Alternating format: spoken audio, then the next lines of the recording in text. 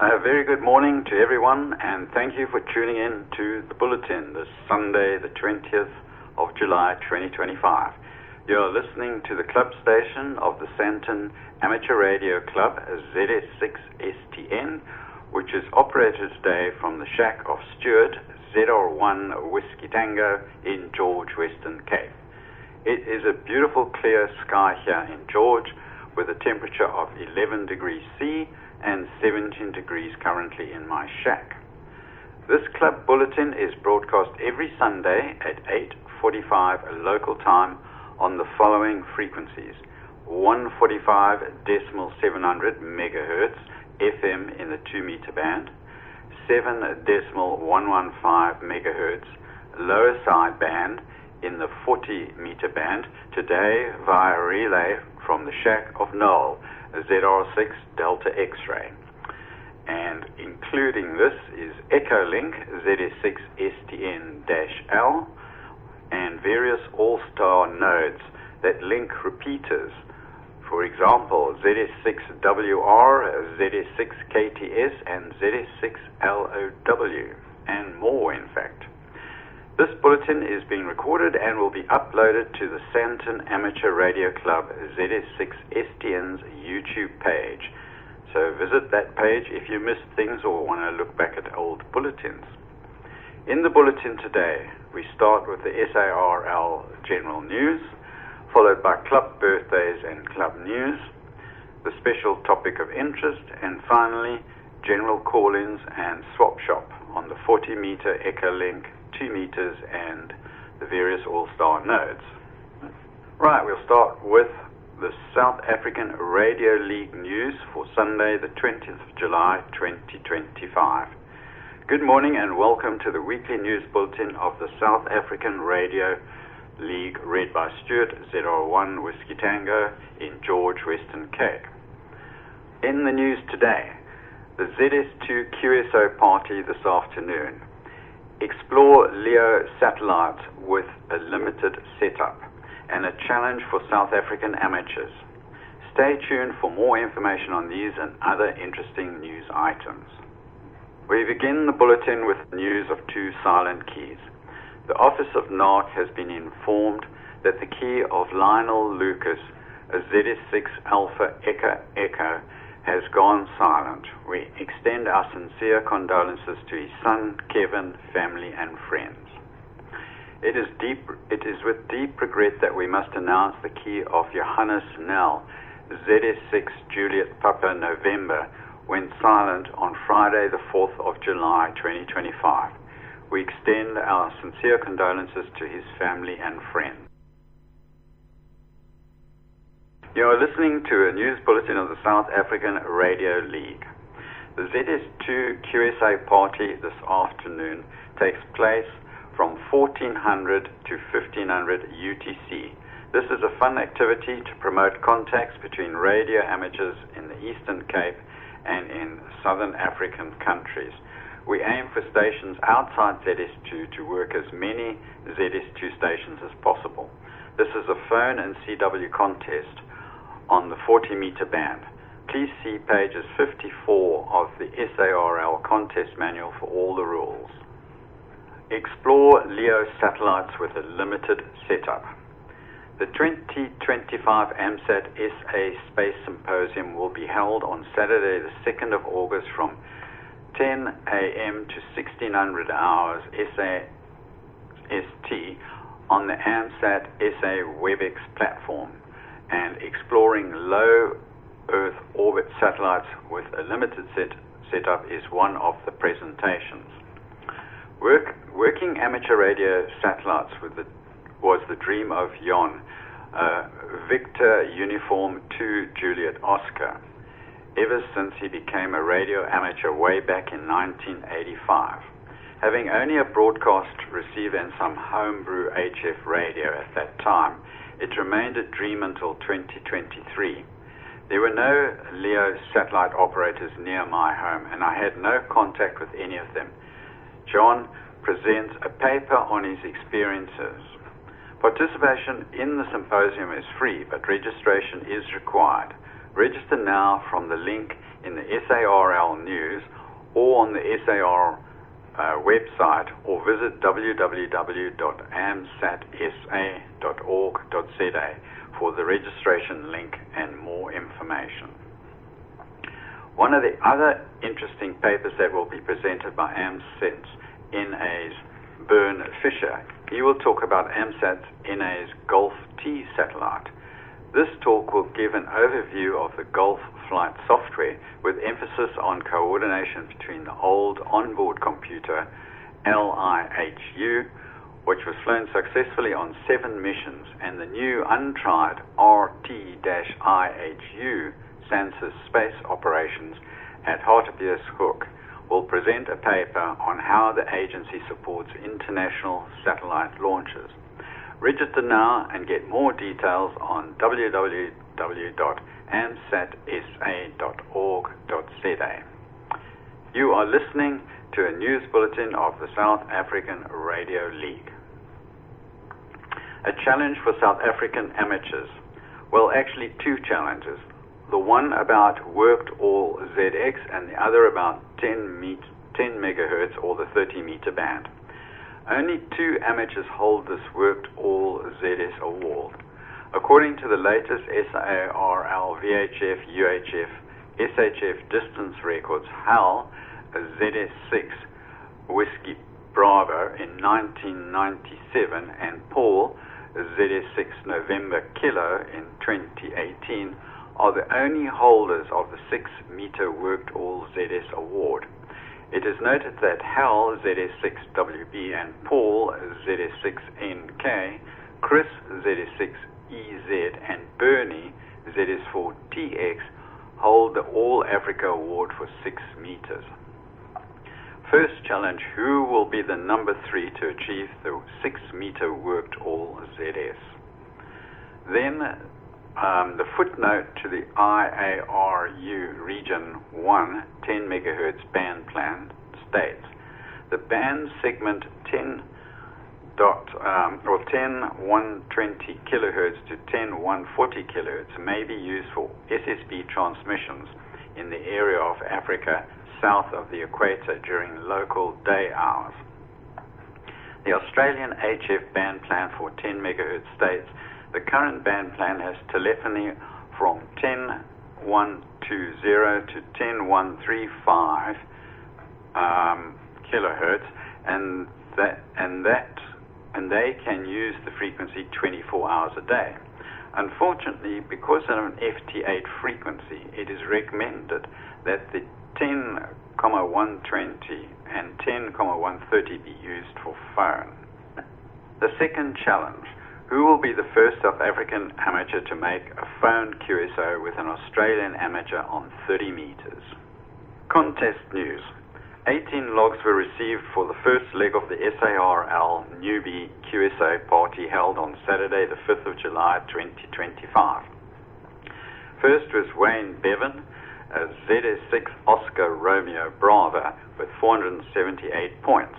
Second was Chloe Yeaman, Zulu Romeo 1 Charlie Zulu with 451 points. Third was Dave DeToy, ZS6 Delta Delta Tango with 411 points. The results will be published in the HF Happenings 1157 in the coming week.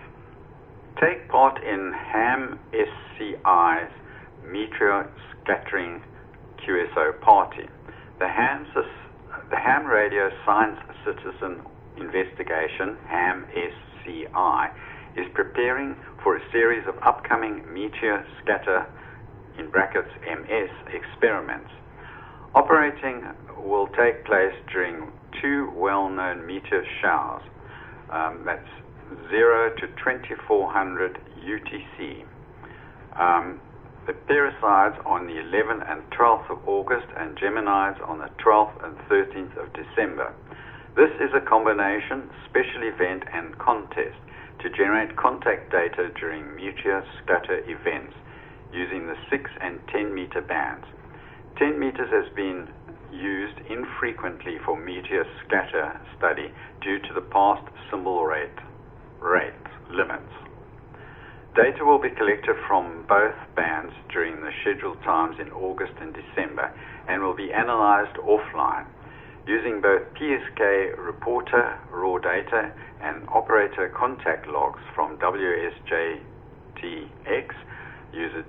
user data, including both logged contact and receive ports, are necessary for valid experimental analysis. The latter can be provided by any station system reporting on MSK 144 through PSK reporter. Operators are needed now to be active, i.e. CQ on MSK 144, or passive, if possible reporting via the PSK reporter as monitors. The best times are early morning hours prior to 10 meters opening to the F2 propagation. Meteor scatter propagation occurs well below F2 and is supported in or near the E layer where the meteor ionization tracks occur. Contest rules can be found at www.hamsci.org/MSQP, and a description of the Ham SCI Meteor Shower QSA Party 2025 at hamsci.org/MSQP-poster. Ham SCI serves as a means for fostering and collaboration between professional researchers and amateur radio operators. For more information about Ham SCI and to join the mailing list, visit www.hamsci.org. Propagation report. Hannes Kutsia, ZS6BZP, notes that the low solar activity levels are going to continue during the week. There are currently 11 sunspot regions with simple to complex magnetic configurations visible, with a high probability of C-class solar flares and a low to moderate probability for M-class solar flares. If you want to do your own frequency predictions, the expected effective sunspot number for the week will be 74. The 30 to 50 meter bands will provide some DX fun. For more information, please visit the website spaceweather.sansa.org.za. Finally, a diary of upcoming events. Today, the International Moon Day and the ZS2 QSO Party. 22nd of July, the provincial schools open. 26th of July, SARL Saturday 40-meter club contest. 26 and 27 July, RSGB IOTA contest. 28 and 29, the Delta Aqua Rides Meteor Shower. 3rd of August, the SARL HF Phone Contest. To conclude our bulletin, a recap of the main news stories. The ZS2 QSO Party takes place this afternoon from 1400 to 1500 UTC and is a fun activity to promote contacts between radio amateurs in the Eastern Cape and the South African countries. The aim for stations outside ZS2 is to work as many ZS2 stations as possible. This is a phone and CW contest on the 40-meter band. Please see page 54 of the SARL contest manual for all the rules. This concludes our SARL bulletin for this morning. We invite clubs and individuals to submit news items of interest to radio amateurs and shortwave listeners in both English and Afrikaans, if possible by sending the items to news@sarl.org.za no later than Friday morning preceding the bulletin date. You have listened to a news bulletin compiled by Kevin Berger, ZR2BK, proofread by Herman Erasmus, ZS6STN, and read by Stuart, ZR1 Whiskey Tango. Stay tuned for ZS6STN Club News. The Sandton Amateur Radio Club News. Let's start with some birthdays of club members. Last week we had ZS6 Sierra Hotel Juliet, Sonnet Janssen van Rensburg on the 14th. ZS6 Bravo Kilo, Bruce Rowan on the 15th of July. ZS6 Tango Victor Bravo, Theo Bresler on the 19th. And coming up this week, and in fact today, is ZS6 Papa Echo Peter Elstop, which is the 20th today. Congratulations to all, and hope you had a great day on your birthday. Best wishes to you all. Right, let's have some club news now. If you would like to contribute to the club news this morning, please call in now on 2 meters. ZS6STN is listening. ZS6HI. ZS6HI, please take around, Keith. Good morning to Stuart, to yourself, Stuart, and to all the listeners on frequency, and to Noel for running that relay. Thank you very much. Just give you a little bit of news. So you've probably heard that the QRP contest took place yesterday between 7 and 9 UTC, and I think that was pretty well attended. I know that there were a number of Santonites out in the field, including some of our recent RAE graduates. So it was awesome to get everybody on the band. The bands were open, and the 40 meter was pumping quite nicely, and then on 20 meters we were hitting the Cape Town and George areas. We even got Stuart, ZR1 Whiskey Tango from Johannesburg, and Stuart got us, obviously. So it was great to hear some of the Cape Town guys on, and getting Stuart into the logbook there. So if you missed out on the QRP contest, there will be the final one, the fourth for the year, will be in October. So diarize that now. The QRP contest is always a fun contest. Then the RAE. So Gerrit, I don't know if you're on frequency, but otherwise please come in and give an update on the RAE.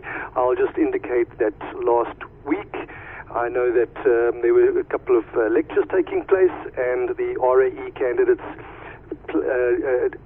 experimented, or I won't say experimented, but practiced their QSO conversations over Teams on Thursday evening, and there were 2 teams running simultaneously, which was a feat. Gerrit, I'm still not sure how you managed to accomplish all of that, but it was wonderful, and the guys are really getting ready for their HF assessments and to get on air. So RAE guys, stick it out, get that exam in the pocket, and then that license paper, and the world will open up. So good luck to all of the RAE candidates. Then, as you mentioned, Stuart, on Saturday the 26th, this coming Saturday, is the 40-meter club contest. That's where we all get on 40 meters for an hour in the afternoon. I think it's at 1600, was it UTC? I'm not too sure, but it's on the Saturday the 26th. So please get your 40-meter antennas up and ready, and your radios ready. We would love to have as many Santonites participating in the 40-meter club contest as possible. And then please don't forget to submit your logbooks thereafter. We only get the points if you submit your logbooks, so that's quite a critical element. And that goes for the QRP contest as well. Please don't forget to submit your logbooks. I think the due date is midnight or end of day Thursday, this coming Thursday. So get your QRP logbooks into the mix as well. There's a lot of awards available. Then on 30th of July is our next club meeting at our clubhouse at 11 Kildoon Road, Bryanston, and we would like as many members to participate in that club meet as possible. It starts at 5:30 in the afternoon, Central African time. So from 5:30 onwards, if you can make it after work, come through to the clubhouse and meet your fellow club members, socialize. We go through a few technical items, a few technical items, and then we will participate in the Power Hour Tech Talk, which starts at 7 in the evening and ends at 8 o'clock that evening, Central African time. And this time, the Power Hour Tech Talk is on VARAC, which is a digital mode, a keyboard-to-keyboard digital mode with some very interesting characteristics.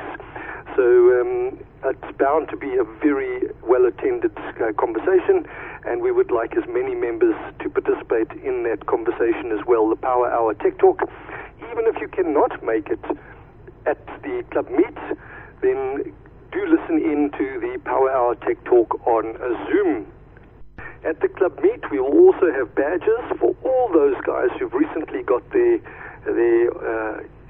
passed their RAE exam.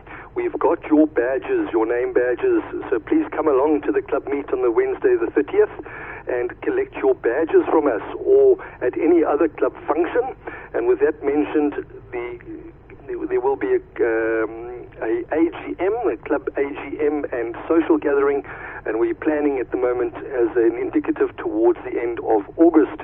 So put that into your diaries as well. We'll let you know the details closer to the time, but it's probably going to be on a Saturday afternoon towards the end of August. And I think that brings it to a close for me. Stuart, the QRP contest was a lot of fun yesterday. ZS6STN, ZS6HI. ZS6HI, ZS6STN, yeah, it was great. I think the most exciting part for me was hearing you on 1 watt down here in George. Anyway, because it was a bit of a struggle to hear a few things, you moved it up to 5 watts for me. Another guy also reported he was transmitting on 1 watt, a ZS6FY, and I actually recorded him at 4.7, so it was also a very strong signal at 1 watt, and he didn't move his up. So it's amazing what you can achieve in. Yeah, and I'm looking forward to the Sandton Power Hour. VARAC is another interest of mine, which I've dabbled with some time ago, but never got very far. So now I've got to listen carefully on this one. So this is ZS6STN, the Sandton Amateur Radio Club News. We're going to move to the special topic of interest today, which is what's your wackiest antenna? This is a summary of an article I found on www.eham.net about slightly unconventional journey into the world of strange, oddball, and experimentally delightful antennas. As engineers and tinkerers, we all have experimented with wire lengths, loading coils, and unorthodox support, but sometimes the best stories and the best technical lessons come from antennas that shouldn't work but somehow do. Let's start with the barbed wire antenna. A rural ham needed an emergency HF solution and had barbed wire strung across fence posts for a few hundred meters. A balun was connected to one end, matched with a tuner, and the wire fence radiated surprisingly well. Ground losses were substantial, but for inverse 80-meter work, it did the job. The lesson from here: long conductors, even rusty and irregular, can work when coupled properly and matched to the rig. Next, magnetic loops, not exotic themselves, but one in particular build stood out. A 160-meter loop made from a rigid copper refrigeration tubing with a variable vacuum capacitor salvaged from a military transmitter. This loop was barely 2 meters in diameter, yet was able to handle the voltage stress of a 160-meter transmission without arcing. Efficiency, not stellar, perhaps 25%, but it allowed for nighttime operation on the top band with a downtime from a downtown apartment block with extreme space constraints. This underscores a crucial point. Magnetic loops trade efficiency for size, but they give us operability, especially on the bands like 80 and 160, where full-size antennas are impractical. But what about non-antenna antennas? These include rain gutters, the lightning rod HF dipole, and even automobile roof racks. These are not jokes. Many have successfully loaded these structures with an LDG or an MFJ tuner and got decent contacts. Of course, there are trade-offs: unpredictable radiation patterns, high loss due to corrosion or dissimilar metals, and erratic SWR across bands. But for hams in HOA environments or on business trips, the creativity here is inspiring. Even a rebar mat under the driveway has been used as a ground plane for a stealth antenna. What about a sloping window screen dipole? This consisted of two aluminium mesh screens placed in a V shape inside a third-story apartment window, fed with a 300-ohm twin lead. The result, respectable performance on 20 and 15 meters using a balanced tuner. The screening acted much like wire mesh radials and radiators. While efficiency was not ideal, the concept of using distributed conductors inside a confined dielectric environment is rich with experimental opportunity. When we talk about strange antennas, often what we really mean is electrically non-ideal. We violate assumptions of uniform conductors, proper current distribution, or radiation resistance. But radio amateurs have long known that with the right impedance transformation and tuning, RF will flow, and anything can support a standing wave can to some degree radiate.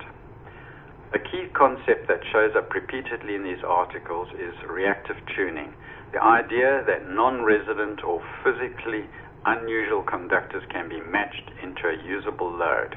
Here's where L networks, pi matching, and of course the modern automatic antenna tuners shine. They will allow us to tame reactance and present a 50 ohm load to the rig, even if the antenna looks more like a junkyard sculpture than a textbook dipole. Another technical insight is the importance of current distribution.